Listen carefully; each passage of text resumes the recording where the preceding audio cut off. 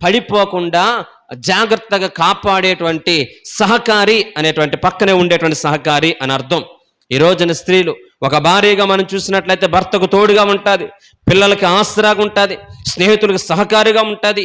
దేవుని ప్రతిరూపాన్ని వీక్షించాలని ఎదురు చూసే లోకానికి ఒక శక్తివంతమైన సాక్షి.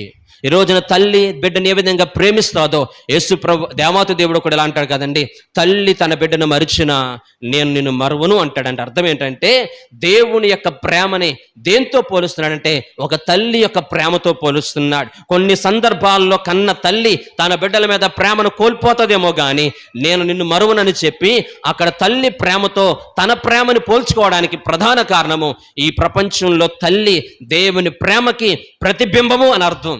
ఈ రోజున బిడ్డల్ని తల్లి ఏ విధంగా ప్రేమిస్తుందో దేవాతి దేవుడు కూడా నిన్ను నన్ను కూడా ఆ విధంగా ప్రేమిస్తున్నాడని చెప్పడానికి దేవుని వాక్యం చెప్పగానే చెప్తూ ఉంటుంది.